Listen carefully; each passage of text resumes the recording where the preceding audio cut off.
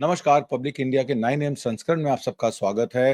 होली का त्योहार आप लोगों ने कल अपने परिवार के साथ मनाया होगा। मेरी तरफ से होली मिलन पर सभी दर्शकों को और सभी पब्लिक इंडिया के काम करने वाले लोगों को होली की हार्दिक शुभकामनाएं। आज हम लोग चर्चा करेंगे चाइना और यूएस को लेकर, और उससे पहले एक खबर दैनिक जागरण में छपी है जिसका मैं उल्लेख करना चाहता हूं। आप देखिए, इस खबर में ये लिखा है कि स्टारलिंक जो है वो सीमा से स्पेस तक जोखिम उठा रहा है। सैन्य सूचना लीक का खतरा बना रहेगा। इसमें विदेशी सैटेलाइट पर निर्भरता से शटडाउन का खतरा रहेगा। हमारी डेटा अमेरिका में सेव रहेंगे। ये सब चीजें देश में सैटेलाइट कम्युनिकेशन के लिए अमेरिकी कारोबारी एलन मस्क की कंपनी स्टारलिंक को एंट्री देने के दो दूरसंचार दिग्गजों एयरटेल और रिलायंस जियो ने वितरण करार किए थे। इससे भारत में मोबाइल कम्युनिकेशन में क्रांति का दावा किया जा रहा है। हालांकि ऐसी कम्युनिकेशन के लिए अमेरिकी कंपनी पर निर्भरता के चलते राष्ट्रीय सुरक्षा और सामरिक संप्रभुता से जुड़ी चिंताएं भी सामने आ रही हैं। विदेशी नियंत्रण स्टारलिंक को मिल जाएगा। वो कानून से, अमेरिकी कानून से बंधी है। वहां की खुफिया एजेंसी भारतीय डेटा एक्सपोज कर सकती हैं, एक्सेस कर सकती हैं। इसे रोकने के लिए पर्याप्त इंतजाम करने होंगे। डेटा भी एक्सपोजर होता है जिसमें विदेशी गुप्तचर संस्थाएं संवेदनशील सरकारी या सैन्य कम्युनिकेशन इंटरसेप्ट कर सकेंगी। संवेदनशील ढांचे को खतरा भी हो सकता है। विदेशी उपग्रहों पर निर्भरता से जियोपॉलिटिक्स तनाव और स्थिति से हमले से शटडाउन का खतरा रहेगा। पेंटागन की पैठ रहेगी क्योंकि मस्क की स्पेस एक्स का अमेरिकी सैन्य प्रतिष्ठान से अनुबंध है, यानी स्टारलिंक का भारतीय हितों के खिलाफ इस्तेमाल किया जा सकता है। डेटा संप्रभुता पे स्टारलिंक ग्लोबल नेटवर्क के साथ ये चिंता भी है कि भारतीय डेटा कहां स्टोर होगा, उसकी प्रासंगिक कैसे होगी और प्रोसेसिंग कैसे होगी और उसे कौन एक्सेस कर सकेगा। इन सभी सवालों पर भारत की डेटा संप्रभुता से जुड़ी है। टेक्नोलॉजी पर लगाम पे विदेशी कंपनी के साथ उपग्रह टेक्नोलॉजी पर निर्भरता होने से स्वदेशी टेक्नोलॉजी का विकास बाधित होगा। निगरानी की भी चुनौती है क्योंकि विदेशी उपग्रहों का प्रबंधन चुनौतीपूर्ण रहता है। ये देखना होगा कि स्थानीय कानून कैसे नियंत्रण करेंगे, डेटा लोकलाइजेशन कैसे होगा, नेशनल सिक्योरिटी प्रोटोकॉल में समन्वय कैसे स्थापित होगा। हालांकि इस खबर में यह भी लिखा है कि 7,086 सैटेलाइट हैं स्टारलिंक के पास, 7,052 उसमें से सक्रिय हैं। 125 मार्केट में उपलब्ध है स्टारलिंक। भूटान पहला एशियाई देश है जो सेवा स्टारलिंक की ले रहा है। 21,000 रुपए प्रति माह का प्लान कई देशों में उपलब्ध है। 3,000 रुपए प्रति माह का प्लान भूटान में भी उपलब्ध है। चीन ने स्टारलिंक की सेवा नहीं ली है, वो खुद का सैटेलाइट लॉन्च करने की बात कर रहा है। पर स्टारलिंक के जो इक्विपमेंट्स हैं वो चाइना में ही मैन्युफैक्चर होते हैं। दूसरी खबर मैं आपको दिखाऊंगा। ये खबर है हमारे जो मंत्री हैं पीयूष गोयल, कॉमर्स मिनिस्टर, उन्होंने कहा कि आइडेंटिफाई करिए वो एरियाज जिसमें यूएस गुड्स पे निर्भरता जो है वो ज्यादा बने और चाइना को रिप्लेस किया जाए। इस तरीके की बात वो कर रहे हैं। उन्होंने यूएस टैरिफ्स जो है वो 5 बिलियन के जो हिट हुए हैं एमएसएमई स्टील एक्सपोर्ट्स के, उस पर सरकार ने ये बोला है कि एक्सपोर्टरों को कि आप उन चीजों पर ध्यान दीजिए जिसमें हम चाइना के प्रोडक्ट्स को रिप्लेस करके अमेरिका के प्रोडक्ट्स को लगा सकें। अब की यूएस हम पे टैरिफ लगा रहा है, हमारी एमएसएमई स्टील एक्सपोर्ट को $5 बिलियन का फर्क पड़ रहा है, पर हमारे देश में अमेरिका प्रेम बहुत जोर से जो है उफान रहा है। और ये तब आ रहा है जब डोनाल्ड ट्रंप ने हमें हाई टैरिफ लगाने की बात की। उन्होंने ये कहा कि हमारा जो ट्रेड सरप्लस है उसको वो खत्म करना चाहते हैं, और जब उन्होंने इन बातों को किया तो हमारी सरकार उनके आगे झुके ही नहीं, नतमस्तक हो गई। ऐसा क्यों है? ऑपोजिशन के लोग इस बात को भी पूछ रहे हैं। अब मैं अपने मेन सब्जेक्ट पे आता हूं। ये मेन सब्जेक्ट जो है मेरा चाइना और अमेरिका को लेके है। कल मैंने आपको चाइना और इंडिया की पिछले 4 दशकों की विकासशील जीडीपी और विकसित चाइना कैसे हुआ और इंडिया कैसे पीछे रह गया उस पर चर्चा की थी। आज हम अमेरिका और चाइना पे बात करेंगे। अर्थव्यवस्था में विश्वास और गंभीर आर्थिक समस्याओं के बावजूद चीन को एक स्थिर वैश्विक खिलाड़ी के रूप में पेश करना। नेशनल पीपल कॉन्फ्रेंस कांग्रेस की चाइना में सीपीसी की मीटिंग हुई थी। उसके दौरान देश के शीर्ष नेताओं द्वारा संदेश ये दिया गया है कि बीजिंग उपभोक्ताओं से 5% की जीडीपी वृद्धि लक्ष्य को प्राप्त करने के लिए अधिक खर्चे करने के लिए कह रहा है। एक तरफ भारत अपने फिस्कल डेफिसिट को 4.4% पे लाने के लिए सोशल वेलफेयर स्कीम्स और किसानों की समस्या को समाधान करने की बजाय अपने खर्चे बचा रहा है। एग्रीकल्चर में उन्होंने कहा था कि हम हेवी इंफ्रास्ट्रक्चर इन्वेस्टमेंट करेंगे, 1.25 लाख करोड़ रुपए की। किसानों को एमएसपी का प्रावधान करके देना था। हेल्थ और सोशल और एजुकेशन बजट को बढ़ाना था। पर हमने पिछले 10 सालों में देखा, जब भी बजट एस्टिमेट दिया जाता है तो शिक्षा स्वास्थ्य को दिया हुआ बजट एस्टिमेट कभी भी खर्च नहीं किया जाता है। और रिवाइज एस्टिमेट में यह बताया जाता है कि सोशल वेलफेयर स्कीम में हमारा व्यय कम हुआ है, उसको इंफ्रास्ट्रक्चर में ज्यादा किया जाता है, सड़कें बनाने में, पुल बनाने में, पोर्ट्स बनाने में वो ज्यादा पैसा खर्च किया जाता है और उनको फिर अपने चुनिंदा कॉर्पोरेट्स को सौंप दिया जाता है। एक तरफ तो सरकार जो है कैपिटल एक्सपेंडिचर के द्वारा, पब्लिक कैपिटल एक्सपेंडिचर के द्वारा भारत को 5 ट्रिलियन इकोनॉमी या विकसित भारत बनाने की 2047 के संकल्प को प्राप्ति की बात कर रही है। दूसरी तरफ कंजम्पशन से रिलेटेड चीजों को मना कर रही है, कंजम्पशन रिलेटेड एक्टिविटी को बढ़ाने के लिए कोई कारगर कदम नहीं उठा रही है, जिससे हमारी प्रोडक्शन कैपेसिटी 60 से 65% पे चल रही है। जब पूंजी निवेश तभी आता है जब प्रोडक्शन कैपेसिटी बढ़ती है, जब सप्लाई चेन मैनेजमेंट में डिमांड साइड पे आपकी डिमांड बढ़ती है, तभी आप सप्लाई चेन मैनेजमेंट में ज्यादा प्रोडक्शन कर सकते हैं, पूंजी निवेश लेके आ सकते हैं। चाइना ने यह कह दिया है कि हम अपना डेफिसिट जो है, फिस्कल डेफिसिट को 3% से 4% पे कर देंगे, यानी कि अपनी जीडीपी का 1% हम जीडीपी का खर्चा जो है वो लोगों को व्यय करने में लगाएंगे। लोगों को गोल्ड खरीदना हो, लोगों को कपड़े खरीदने हो, जरूरत के सामान से ज्यादा कोई शॉपिंग करनी हो, तो उसमें चाइना मददगार साबित होगा। और यहां हमारा देश जो है लोगों की जेब काट रहा है, जीएसटी लगाकर 100 करोड़ लोगों को सिर्फ राशन पर डिपेंडेंट कर दिया है, जरूरत के सामान के अलावा वो कुछ खरीद नहीं पाते हैं। बीजिंग उपभोक्ताओं से 5% की जीडीपी वृद्धि लक्ष्य को प्राप्त करने के लिए अधिक खर्चे करने के लिए कह रहा है, और अमेरिका से यह भी कह रहा है कि वॉशिंगटन के साथ व्यापार युद्ध यानी कि टैरिफ वॉर बढ़ने के कारण वो अपनी धीमी अर्थव्यवस्था को शक्ति देने के लिए अब निर्यात पर निर्भर नहीं है, अपनी प्रोडक्शन को वो डोमेस्टिक कंजम्पशन से रिलेट करेगा। अगर 1% का नुकसान उसको निर्यात में होता है तो वो 1% का निर्यात कम करके फिस्कल डेफिसिट बढ़ा के वो लोगों को खर्चा करने के लिए कहेगा, ताकि कंजम्पशन जो है वो प्रोडक्शन को कम ना होने दे, लोग जरूरत के सामान से ज्यादा सामान खरीद सकें और प्रोडक्शन कैपेसिटी 80% पर चले। ऐसा शी जिनपिंग का कहना है और इसके तहत उन्होंने टेंसेंट, अलीबाबा और जैक मा से भी मीटिंग करके ये दिखा दिया कि मैं प्रो कैपिटल हूं, मैं एंटी कैपिटल नहीं हूं। हालांकि कम्युनिस्ट पार्टी चाइना की जो है वो सीपीसी की चलाती है, उनकी अपनी कांग्रेस है और इस तरीके की भ्रांतियां वो लगातार खत्म करती रहती है। चीन घरेलू खपत बढ़ाकर और निजी क्षेत्र में अधिक निवेश करके जीडीपी का 5% पर बनाए रखने का जो संकल्प जो है वो चाइना ने उठाया है। उनके मिनिस्टरों ने यह भी कहा है कि तकनीकी क्षेत्र यानी कि टेक्नोलॉजी के क्षेत्र का समर्थन करने के लिए एक तथाकथित राष्ट्रीय उद्यम पूंजी मार्गदर्शन निधि को 138 बिलियन के साथ जारी किया जाएगा। मतलब एक रोड मैप बना रहे हैं जिसमें टेक्नोलॉजी और टेक्नोलॉजी से रिलेटेड स्टार्टअप कंपनीज के लिए 138 बिलियन डॉलर का निवेश चाइना करेगा। खुदरा विक्रेताओं को चिंता है कि उन्हें ऐसे समय में कीमतें बढ़ानी पड़ सकती हैं जब कई ग्राहक पहले से ही वित्तीय दबाव और मुद्रास्फीति यानी कि इन्फ्लेशन की चुभन महसूस कर रहे हैं, जबकि जापान सहित एशियाई देश अपनी वित्तीय स्वतंत्रता को पुनः प्राप्त करने के लिए चीन की ओर बढ़ रहे हैं।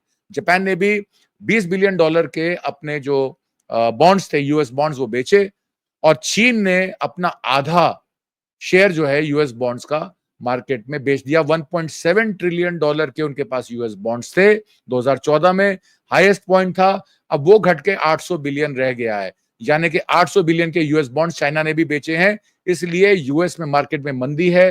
पिछले 3 महीने में 4 ट्रिलियन डॉलर का नुकसान भुगतना पड़ गया है वहां के निवेशकों को, और ये सारा पैसा अब south Korea, Japan, Indonesia, Vietnam द्वारा चाइना जो है उन मार्केट्स को कंट्रोल करेगा।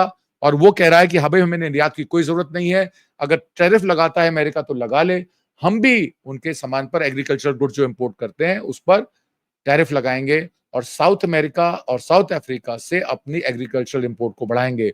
उधर अफगानिस्तान में भी 65 मिलियन के पाइन नट्स यानी के न्योजे उन्होंने इंपोर्ट किए हैं और अफगानिस्तान में रेयर अर्थ मिनरल्स की माइनिंग के लिए चाइना प्रतिबद्ध है, वहां पर उन्होंने अपने प्रोजेक्ट्स लगाने शुरू कर दिए हैं।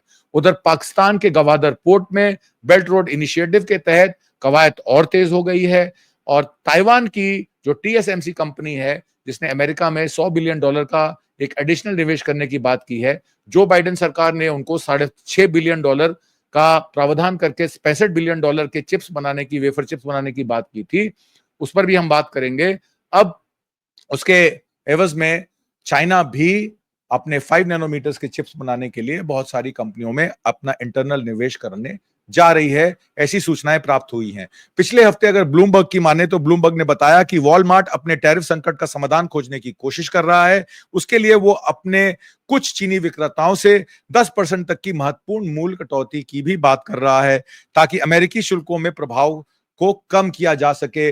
पर चीन का यह कहना है कि हमारी मार्केट जो है वो इवनली पॉइज्ड है, इसलिए हम एक कंपनी के लिए अपनी कीमतें नहीं गिरा सकते। अगर 10% टैरिफ अमेरिका लगाता है, हमारे इतने मार्जिन नहीं है कंपनियों के कि वो 10% डिस्काउंट दे सकें। तो वॉलमार्ट के लिए भी ये मामला जो है बहुत कठिन है। वॉलमार्ट एक अमेरिकन कंपनी है। 1996 में चीन में उन्होंने प्रवेश किया था और शेंजन के दक्षिणी मेगा सिटी में अपना पहला सुपर स्टोर और सैम्स क्लब खोला था। वॉलमार्ट की उपस्थिति 100 से अधिक चीनी शहरों में है।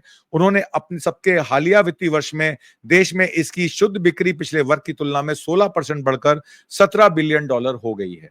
तो 2024 में 16% उन्होंने अपनी ग्रोथ की है। और अब क्योंकि टैरिफ वॉर चल रही है, इसके चलते इसका सबसे बड़ा नुकसान जो है वो अमेरिकन कंपनीज को भी चाइना में हो सकता है, जो शंघाई के अलावा और जिलों में भी और प्रोविंसेस में भी काम कर रही हैं। ट्रंप के जो नए 10% टैरिफ है, 4 फरवरी को चाइनीज इंपोर्ट पे लगाया था, उसको उन्होंने इफेक्ट कर दिया है और उसके बाद उन्होंने 10% टैरिफ और लगा दिया है। चाइना ने रिटेलिएट किया है और उन्होंने नई duties, varieties of American goods और एंटी मोनोपोली इन्वेस्टिगेशंस भी उन्होंने गूगल पे चालू कर दी है। इसका मतलब है कि अमेरिकन कंपनीज को चाइना में काम करने में उतनी ही दिक्कत आएगी जितनी चाइनीज कंपनी को अमेरिका में निर्यात करने की आएगी। ऊंट किस करवट बैठेगा, ये तो आने वाला समय बताएगा। चाइना के 15% टैरिफ जो है वो कोल और liquefied natural gas products, 10% levy उन्होंने क्रूड ऑयल पे लगाई है। Agricultural machinery, large engine cars जो यूएस से इंपोर्ट हो रही हैं, उस पर भी फरवरी 10 को उन्होंने लगा दिया था। फरवरी 10 को ट्रंप ने फिर अपनी एग्जाम्पशंस 2018 की टैरिफ की स्टील की हटा दी थी। मतलब कि स्टील इंपोर्ट पर उन्होंने मिनिमम 25% और 2018 के अल्युमिनियम टैरिफ पर भी 10 से 25% जो है वो टैरिफ लगा के पूरे सारे कंट्रीज पे मार्च 12 को अनाउंसमेंट की थी। अगर फरवरी 13 की बात करें तो ट्रंप ने रेसिप्रोकल टैरिफ लगाए थे, जिसमें उन्होंने कहा था कि यूएस टैरिफ जो है वो डॉलर बाय डॉलर मैच करेगा टैक्स रेट दूसरे कंट्रीज को। उन्होंने कहा था अगर इंडिया हमें रेसिप्रोकल, अगर हमारे सामान पर 40%, 50% या 100% टैरिफ लगाता है तो जवाबी कार्रवाई में हम भी 100% टैरिफ लगाएंगे। हालांकि अर्थशास्त्र को जो समझते हैं इकोनॉमिस्ट, उनका यह कहना है कि रेसिप्रोकल टैरिफ जो हैं वो ओवरटर्न कर देंगे decades of old trade policies को और ग्लोबल बिजनेसेस में क्योस लाके आ सकते हैं। बियॉन्ड चाइना, कनाडा, मेक्सिको में भी ये बातें आई हैं, जिसमें इंडिया को ना छोड़ने की और हायर टैरिफ लगाने की 2 अप्रैल से ट्रंप ने बार बार बात की है। 25 फरवरी की बात करें तो ट्रंप ने एक एग्जीक्यूटिव ऑर्डर साइन किया था, जिसमें उन्होंने इंपोर्टेड कॉपर पे भी अपनी नेशनल सिक्योरिटी को आप सामने रखते हुए, अपनी विदेश नीति को सामने रखते हुए उन्होंने कहा कि हमें नेशनल सिक्योरिटी मेंटेन करनी है तो हम कॉपर पे भी टैरिफ लगाएंगे। उन्होंने एक एग्जीक्यूटिव ऑर्डर साइन किया था, क्योंकि यूएस डिफेंस इंफ्रास्ट्रक्चर और इमर्जिंग टेक्नोलॉजीज में कॉपर यानी कि तांबे का इस्तेमाल होता है। मार्च 1 को ट्रंप ने एक और एडिशनल एग्जीक्यूटिव ऑर्डर साइन किया था। उन्होंने कॉमर्स डिपार्टमेंट को इंस्ट्रक्शन दी थी कि आप लंबर और टिम्बर पर भी टैरिफ लगाएं, क्योंकि इससे हमारी हाउसिंग कॉस्ट जो है वो बढ़नी नहीं चाहिए और कंस्ट्रक्शन इंडस्ट्रीज और मिलिट्री को स्ट्रॉन्ग सप्लाई वुडन प्रोडक्ट्स की यूएस में ही मिलनी चाहिए। यूएस में ही हम उसका निर्यात या आयात जो है वो बढ़ा सकते हैं। इस वजह से उन्होंने उस पर भी टैरिफ लगाने की बात की। हालांकि ट्रंप एडमिनिस्ट्रेशन का यह कहना है टैरिफ लगाने से मेक अमेरिका ग्रेट अगेन हो जाएगा। देशों में जो प्रोडक्शन कैपेसिटीज बढ़ रही हैं चाइना के द्वारा, वो कम हो जाएंगी और वो उन कंपनियों की मजबूरी बन जाएगी कि वो इन सब चीजों का जो कारोबार है वो इंडिया में रह के करें और माफ कीजिएगा अमेरिका में रहकर करें। तो ये जो चीजें हैं, क्या टैरिफ से मेक अमेरिका ग्रेट अगेन हो जाएगा, प्रोडक्शन बढ़ जाएगी? ये बहुत दूर की कौड़ी है, इसमें 20 साल भी लग सकते हैं, क्योंकि हाईटेक जॉब्स जो हैं डिफेंस में वो तभी बनती हैं जब डिफेंस के ऑर्डर्स होते हैं। और उधर यूरोपियन यूनियन के, जर्मन के जो नए चांसलर आ रहे हैं फ्रेडरिक मर्ज, उन्होंने कह दिया है कि हम अपना 6% जीडीपी का जो है डिफेंस स्पेंडिंग पे करेंगे। क्या वो लोकलाइज डिफेंस स्पेंडिंग होगी या वो आयात होगा? अगर वो आयात होगा तो उसका सीधा सीधा फायदा चाइना को मिल सकता है, क्योंकि जर्मनी, ब्रिटेन, फ्रांस और नाटो कंट्रीज अब अमेरिका के विरुद्ध खड़े हैं, जब से अमेरिका ने रशिया के साथ जो है यूएन में चार्टर में उनके साथ मिलकर वोट किया है। नाटो के साथ और यूरोपियन यूनियन के साथ उन्होंने दगा किया है, ऐसा यूरोपियन यूनियन कमीशन की व्लादिमीर वॉलेन का कहना है।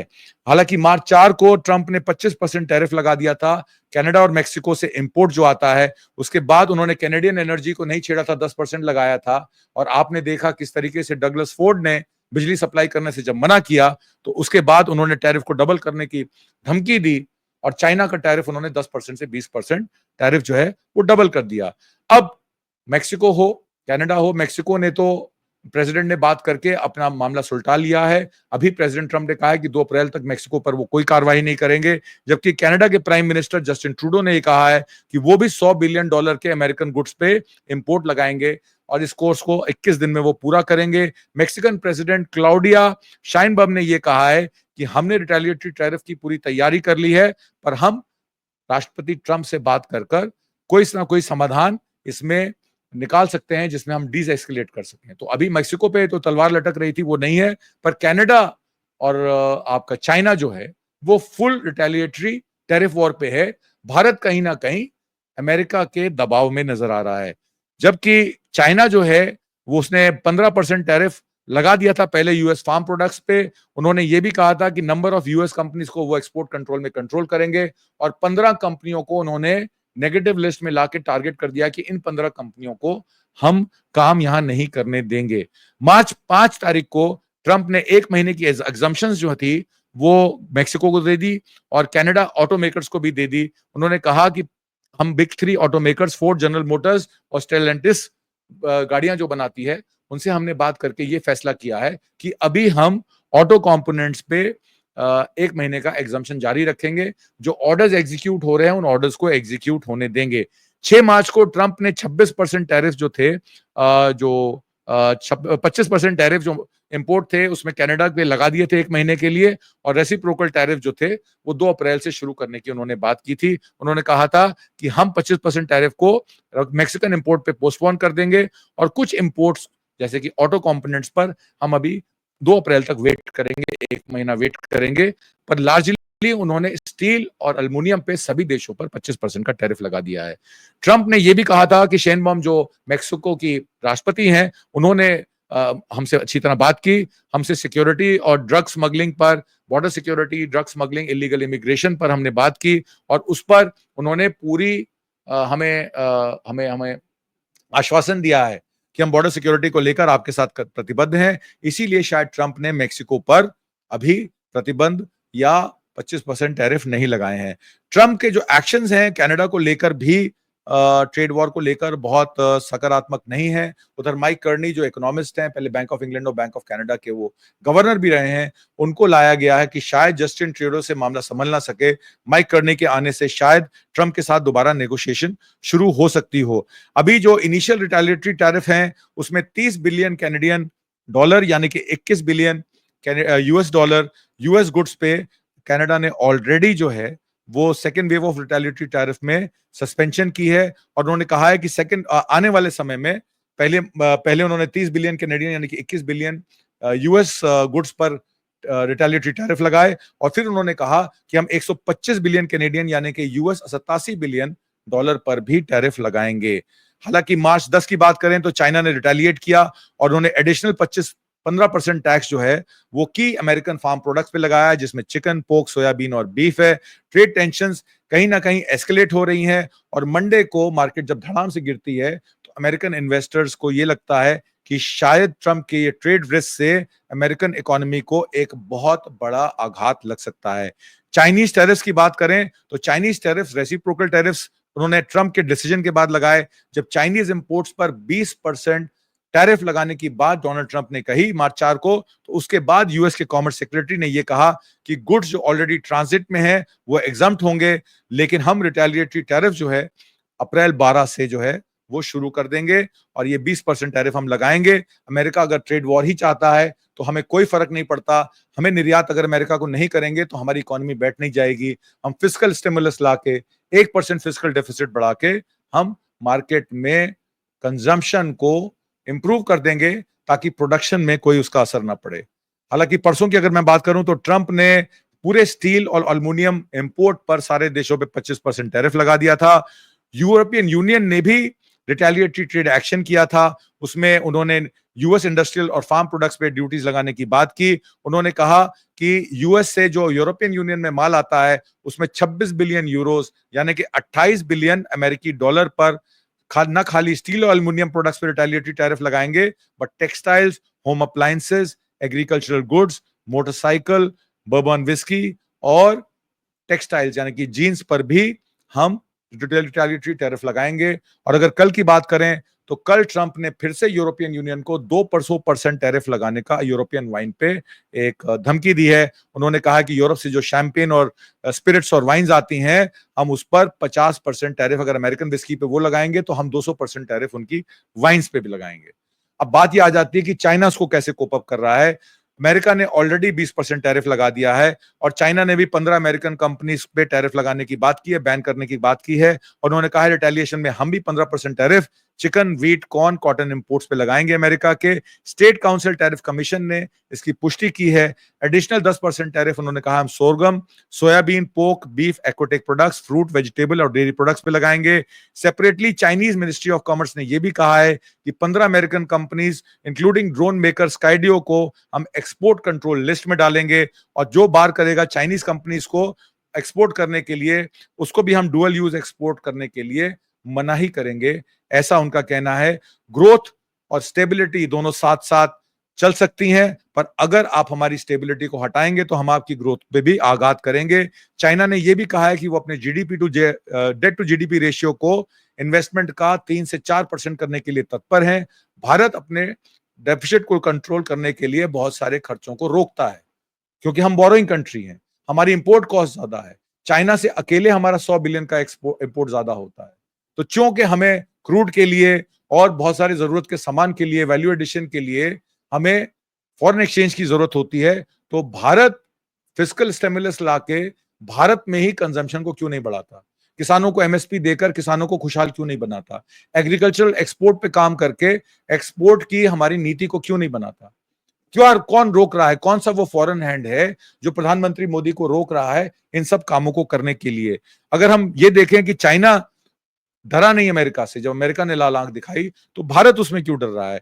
पॉजिटिव प्रेशर जब भी पड़ता है वो आपके कंट्रीज को बेटर सर्व करता है। वो डोमेस्टिक कंजम्पशन को अगर आप बढ़ा देंगे, 150 करोड़ की आबादी के देश को 35 करोड़ की आबादी का देश लाल आंख दिखा रहा है।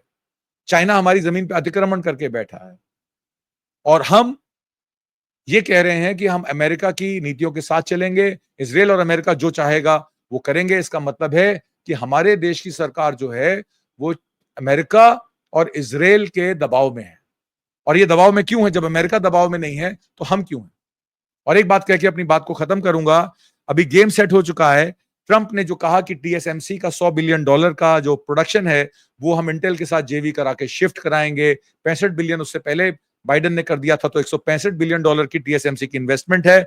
चाइना ने ये ऑफर किया है कि वो डायरेक्ट चाइनीज सिटीजनशिप देंगे उन टाइवानीज इंजीनियर्स को टीएसएमसी के जो चाइना में रह के काम करना चाहते हैं। तो एक बात तो ये है। दूसरा, ट्रंप की विदेश नीति या ट्रंप की टैरिफ वॉर से चाइना को इनडायरेक्टली मदद मिल रही है। जापान हो, साउथ कोरिया हो, वियतनाम हो, इंडोनेशिया हो, जो पहले अपनी फॉरेन पॉलिसीज या अपने ट्रेड पॉलिसीज को चाइना सेंट्रिक नहीं रखते थे, वो भी अब इनपुटेड पॉलिसीज को चाइना सेंट्रिक रखने के लिए मजबूर हो चुके हैं। तो ये एक बहुत बड़ा विषय है जिस पर चर्चा होनी चाहिए। चाइना ने यूएस को सपोर्ट किया और उधर यूएस ने चाइना पर टैरिफ लगाए। पूरी इकोनॉमी जो मार्केट की इकोनॉमी है भारत की, वो चाइना के वजह से चल रही थी और चाइना पे टैरिफ लगा के ऐसा लगता है यूएस ने अपने टांग पर ही गोली मार दी है। अगर मैं सैमसंग और एसएमआईसी की बात करूं, साउथ कोरिया द्वारा सैमसंग फाइनेंस होता है और चाइना द्वारा एसएमआईसी फाइनेंस होता है। एसएमआईसी का फुल फॉर्म है सेमीकंडक्टर मैन्युफैक्चरिंग इंटरनेशनल कॉर्पोरेशन, जो स्टेट ओन्ड चाइनीज कंपनी है और सेमीकंडक्टर फाउंड्री कंपनी है। लार्जेस्ट कॉन्ट्रैक्ट चिप मेकर है मेनलैंड चाइना की। एज ऑफ 2024 वर्ल्ड की third largest contract chip manufacture है। फाइनेंशियल टाइम्स ने रिपोर्ट किया था कि एसएमआईसी 5 नैनोमीटर की जो process node IC manufacturing services हैं और 5 नैनोमीटर की चिप, वेफर चिप जो है वो सबसे ज्यादा डिमांड में है इस समय, तो वो बनाती है। डेटांग टेलीकॉम ग्रुप और Chinese integrated circuit industry investment fund उसके मेजर शेयर होल्डर्स हैं। नोटेबल कस्टमर्स उसके हुआवे, कॉलकॉम, ब्रॉडकॉम और टेक्सास इंस्ट्रूमेंट्स हैं।